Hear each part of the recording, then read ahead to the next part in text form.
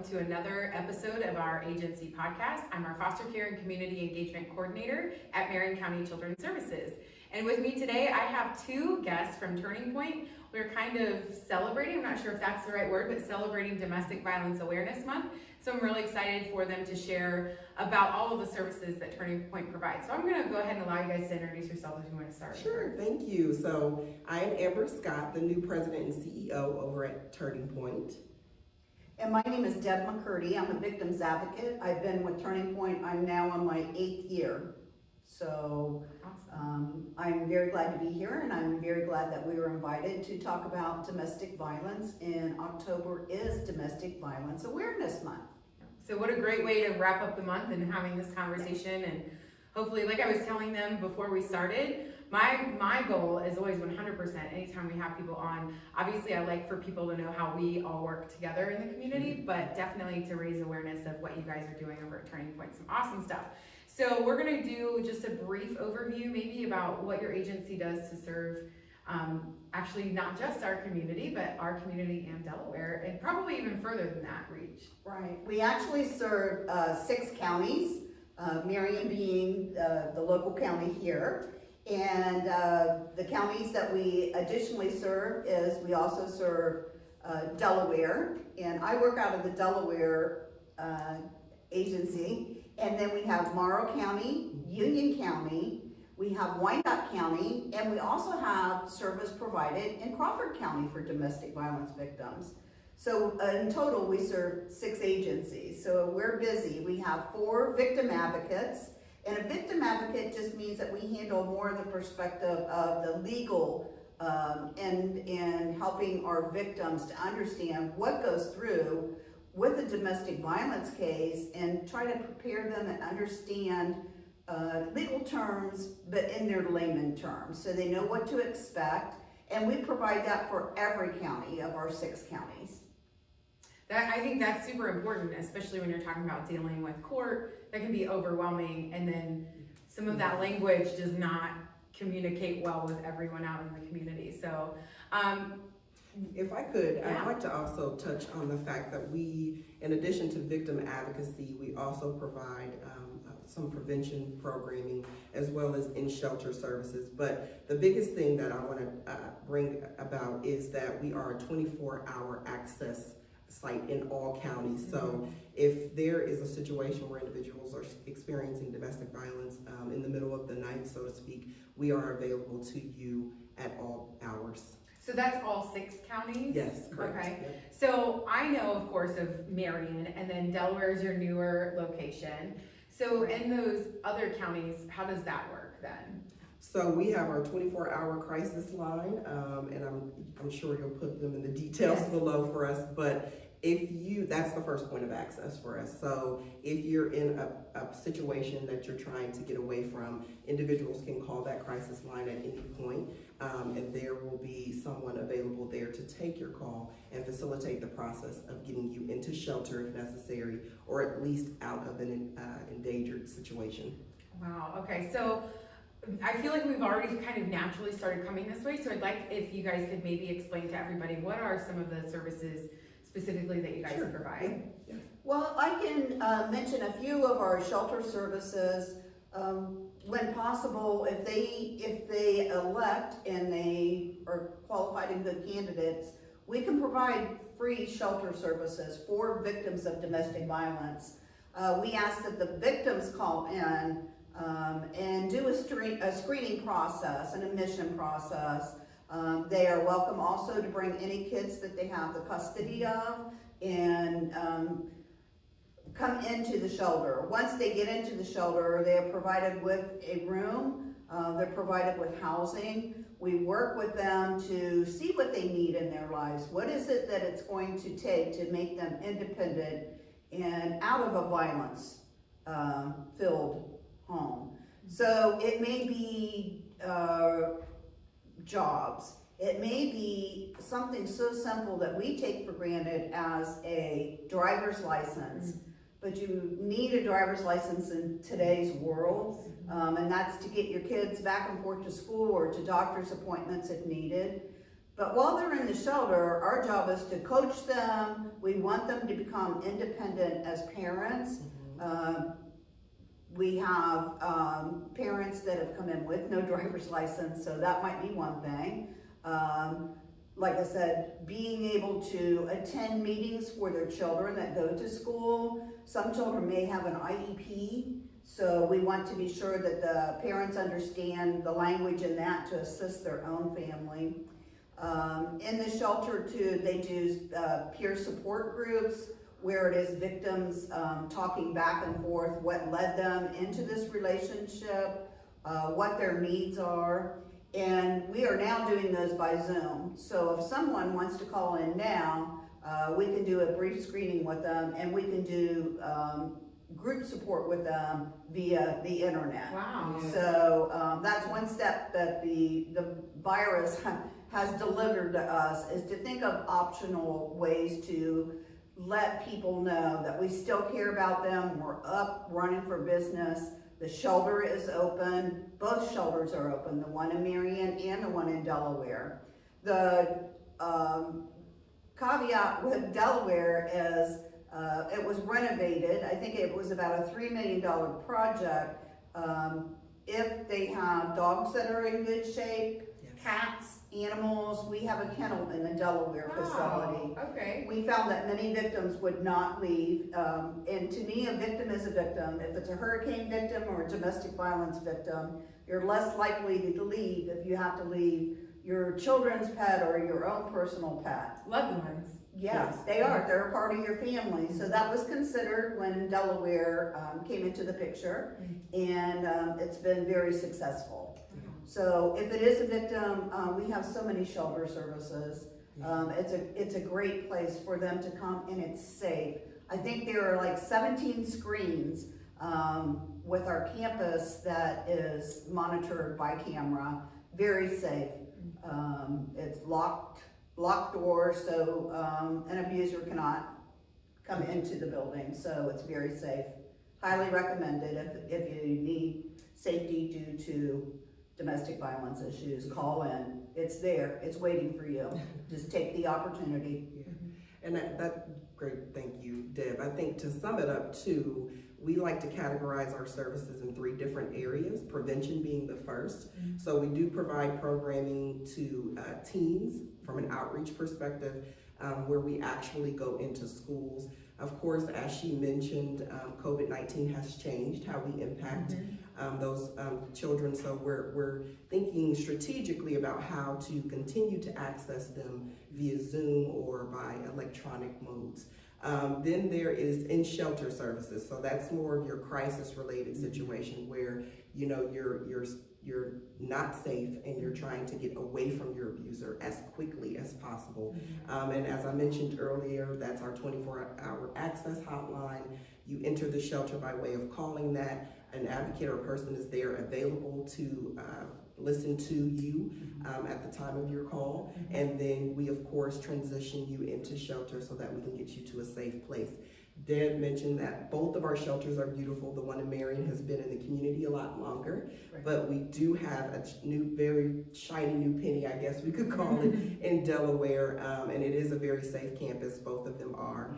And then lastly, which is what Deb does, is our advocacy, and that's helping to facilitate the process of holding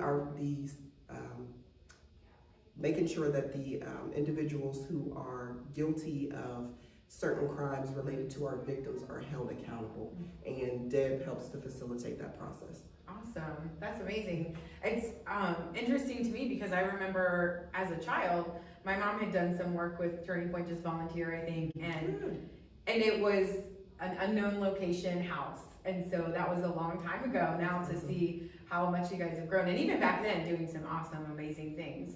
And then to see the reach that you guys have now is just phenomenal. So as I'm listening to you, I'm thinking of a couple of questions that I might have if I were out there. And so one of the questions I have is, if I were a person who found myself in a situation where I needed access and it maybe don't feel like I'm in the crisis, or maybe I'm not entirely sure, do I fit this criteria?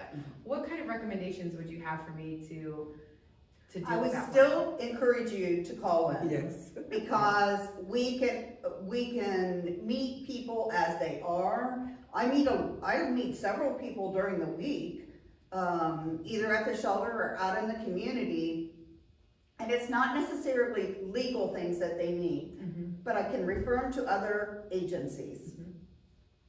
And I want to mention too about children. Since we're here at the Children's Building for Marion County, that our information is held confidential. Any victim that calls in, we keep your information confidential. We don't call Children's Services and say they need their children taken away. We work with them. If they are obliged, we will say, we can call Children's Services, we can call the local law enforcement agency, but our job is not to point the finger at them and make them feel guilty after they call in. So our connection with, and I think this goes back to my history.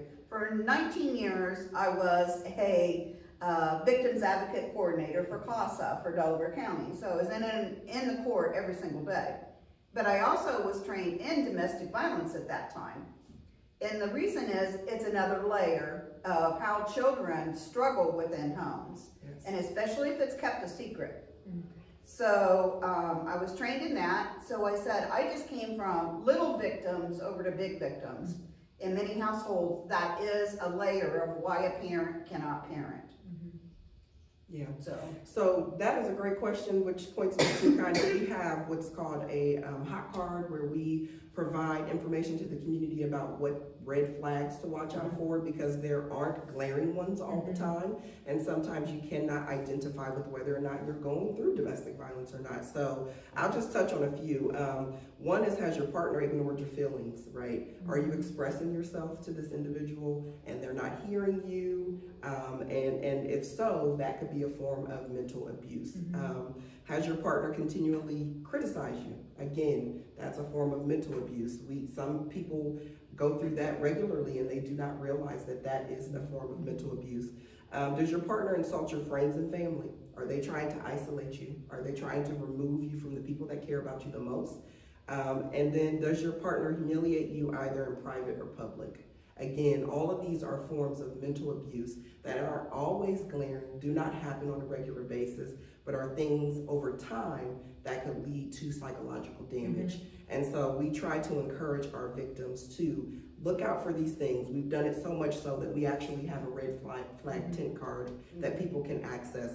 And we pass these out pretty regularly to the families and victims that we see. I really appreciate you sharing that information, because I do think that there are some people out there who either may be victimized and they're not seeing that themselves, but also people who maybe don't understand that someone else in their life is being victimized. And so I think that that's really important, because in our field, we know that abuse is not just physical. There's not always going to be those physical warning signs, bruises, marks, whatever it might be, that there can be this also. And obviously it has a major impact on someone's health, on their mental health, on their physical health, on their livelihood. And I think probably abusers probably use that to their advantage. Oh yeah, too. sure. So. I think, and Deb, you probably can attest to the fact that it starts here more often than not. Right. It's the grooming process.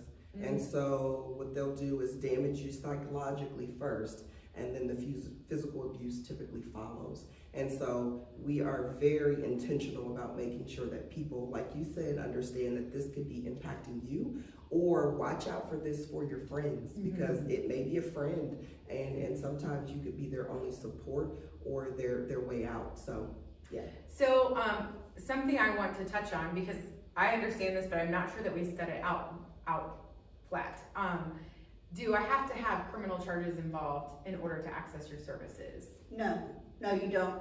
And a lot of victims are afraid to call in because they say, there's nothing you can do because I don't want to report this to the police. Yes. Well, we understand that. We're there to support victims, whatever, we meet them wherever they are. Some are, I do want to press charges, others are no. Yeah. And we do know statistically it takes a few times for you to get away from your abuser in order for you to actually get away from your abuser. And so the very first time that a person enters our doors, it's not going to be the time. It may not be the time that they're ready to go forward with all that we suggest. But we, as Deb said, meet them where they are. If you're ready to report this to the police, great. If you're ready to report this to Children's Services, awesome. But if you're not, we are here to support you as the victim. And so you do not have to be in any type of criminal proceedings of any sorts in order to access our services. Fantastic. And one of the legal things that I work on, and often there's not a police report, we encourage that though, to hold the batterer accountable, is a protection order. A civil protection order can keep the abuser away from the victim, and also any kids that have been either physically or emotionally abused by witnessing incidents.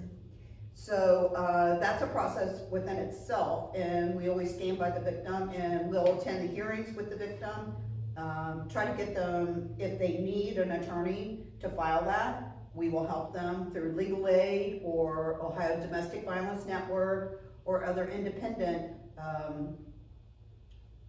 attorneys that we have. So we do not say that you have to press charges.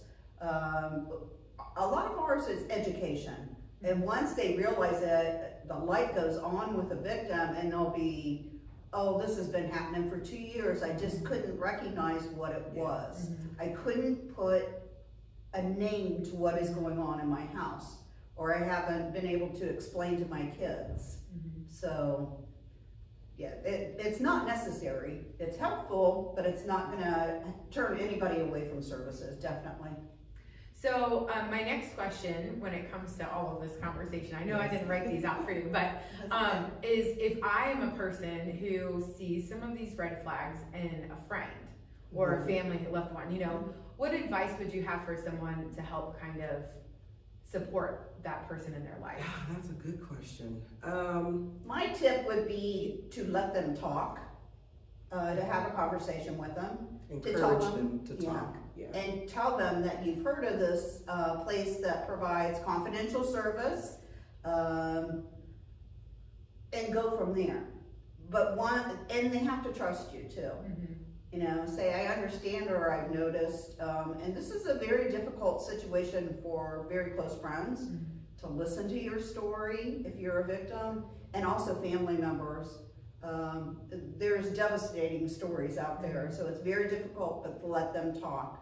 Also, you could say, hey, if you're having trouble, you know you can talk to me anytime, or I noticed this, and you know, you don't want to harp at them because that will shut the victim down right away. So you just need to be able to, again, meet them on their terms, where they're at. Say, if you want to talk about it, I'm here. My ears are open. I'm here to listen. I'm not going to judge you. Yeah, and I would add to that, because that was a very good way of going about. I would say spend a little bit more time with them, because isolation is part of the process. Right. And so, not that you're overbearing, not to the point that you're overbearing, but of course you want to be involved enough that you can pay attention to any escalating issue. So if it went from, I feel this person is psychologically damaged, to now I'm seeing bruises, okay, it's escalating and it's turning into something else. And being an encouraging friend who's there to listen could be very helpful and may prevent further, you know, domestic violence. I think too, just based off of some of those red flags that you've talked about, and you know everything you guys are saying, that I would think as a friend, something else that would be important is validation. Yeah. You know, that this is something you should be concerned about, not you know, not helping to minimize, because that's probably how the abusers are grooming them and right into that. So thank you. So so if I'm a person out there who, maybe this is kind of tugging on my heartstrings, how would I get involved in supporting Turning Point? Okay. Well, we have different, I'll let Amber, but we have a volunteer program through Turning Point, and you can contact Jamie Beckett, so it'd be jbeckett@turningpoint6.org. She is organizing the volunteers, and they'll do projects for us all the time. If we need something put together, if we need help at Christmas time, if we need help with pulling weeds. Volunteers can do a lot. And then volunteers have a variety of interests too. So I would suggest that they call Jamie if they want to. I'll put her donate some time. information. Yeah, Jamie's down there. Yeah, there's also, depending upon how you want to get involved, I think the primary access is through our website. Everything that you need to know about how to get involved is there. And I know you're gonna place that in the details. So if you want to volunteer, to Deb's point, you can access volunteer opportunities through Jamie Beckett on the website. If you want to donate, we actually have our social media pages. We're on Facebook, we're on Instagram, and we're on Twitter. And if you want to get involved that way via social media, repost, all things are helpful to the organization. Just sharing our videos is great to keep about awareness so that people know that we exist. So like I said, any way that you want to help, you can find all ways through the Turning Point website. Awesome. And I want to just make a note, and I meant to do this earlier, talking about the website. I love the feature on the website that you can exit quickly. Yes. Right. Yes. So if you're checking that out and maybe feel like you're unsafe now, you can always do that. So, okay, so how does your agency fit into child protection? I know you talked on that a little bit, but how do we kind of partner together? Well, a lot of times I'll have a caseworker, and I just had one in Delaware recently that's not that experienced with domestic violence, and it was a male caseworker working with a female mom with 3 biracial children. So, and he's fairly new, the caseworker, and I don't know how he heard about me, but he called, and I said, well, you know, you're the lead caseworker on this, and we have a little bit of physical violence towards the children. They've witnessed domestic violence, a little bit of everything in this case.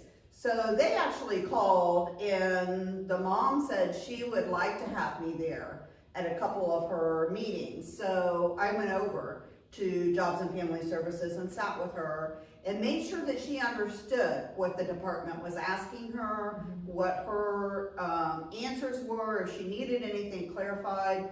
I've been with victims when they have been afraid to tell their caseworkers that they are illiterate, they can't read, and paperwork is being shoved at a victim, and it's concerning her children, and she's scared to say she cannot read. So we get involved all the time, and like I said, it's not us calling and reporting families, it's them asking for our help. And we're your average everyday Joes. We've just had special training. We don't talk in legal terms when we're working with a victim. And the kids are near and dear to all of our hearts. We don't want another generation thinking that it's okay to hit mommy if you don't get your way. It's okay for a man to treat a woman this way if that's the relationship. So kids are near and dear to us. And even in the shelter, they're near and dear. We have activities for them there. We have a children's coordinator at each facility for them. So for them to not come out with something positive by being intertwined with us, that would be a rarity. Yeah. And I'll say too that you guys' services are critical to what it is that we do. So our partners, to include Children's Services, is very important to helping to facilitate the whole process of getting a person to safety. Because to Deb's point, that includes the kids. And we are equipped to do a lot at Turning Point, more so than to get people to safety, but there's children that come into play, there's the person wanting to go back to their abuser, there's all these different facets of trying to get this person to safety that we need the support in order to do that. So you guys come into play and are critical for us when there's custody battles, when we're in court with parents and mom wants the kids, dad wants them to stay home. And so we have to facilitate that process of visitation through you guys. We also value at the point that, you know, individuals are able to transition off onto their own out of the shelter, Children's Services is critical to that process as well, because you guys provide certain supports to help them sustain a healthy lifestyle within their homes. And then in some awful cases, there are the rare cases where mom doesn't make it, right? Because domestic violence can end up in a very detrimental situation. And unfortunately, Turning Point cannot keep the children at our shelter. We then have to turn custody over to you all, and then you guys help to support the facilitation of finding them great homes. So we appreciate everything that you guys do here for us, and thank you for helping. Thank you. I think too, and we had talked about this before we had started recording, but you know, obviously we've talked a lot about women and children, and do you guys want to mention maybe everyone that you serve? Yeah, sure. We have a variety of people. When I talk to male victims, they'll say, well, you probably don't believe that I'm a victim. Males can be victimized too. We provide services to our lesbian, gay, bisexual, transgender, and our queer victims of domestic violence too.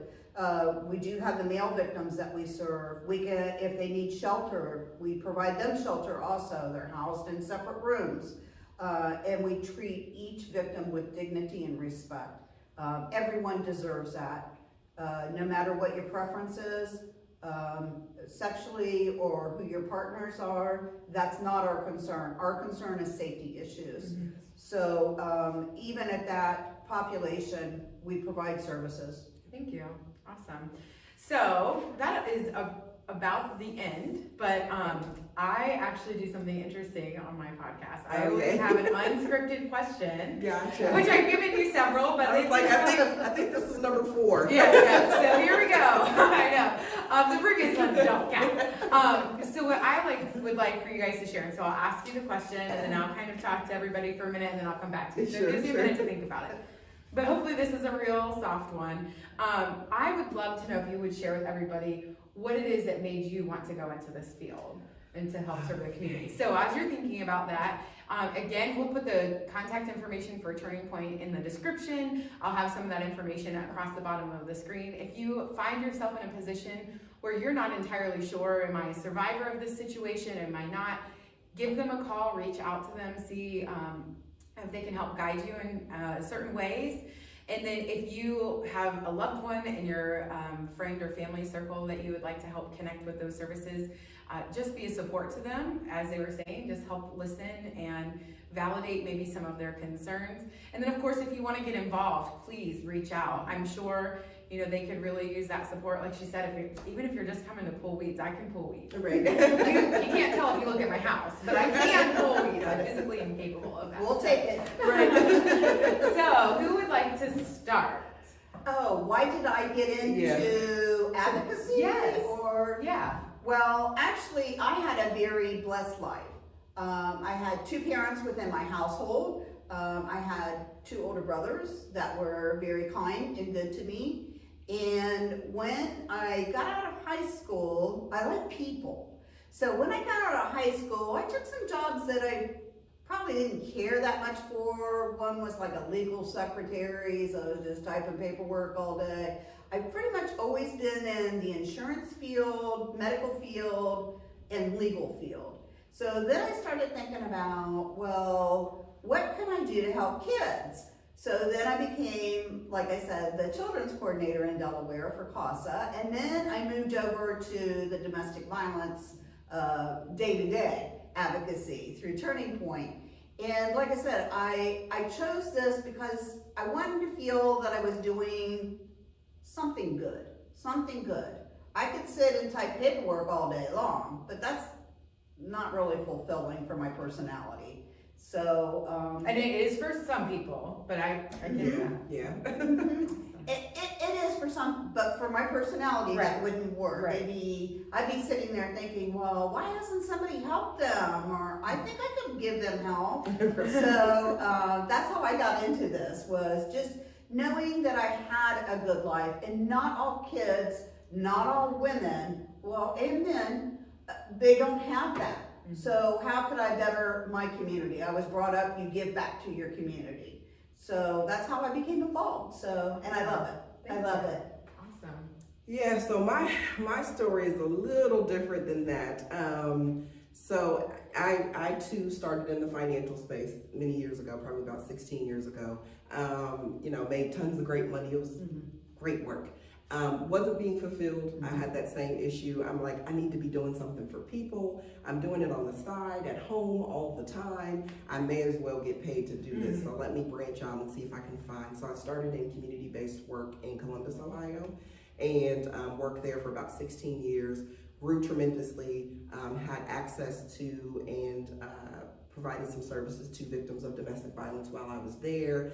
Found that we served a multitude of people there, so there was no one particular population, but for some reason I kept the domestic violence victims. And I kept going back to that, and so I found that I had a passion for it. And then my story to start back a little further, when I was in high school, I had a friend who was killed by an abuser.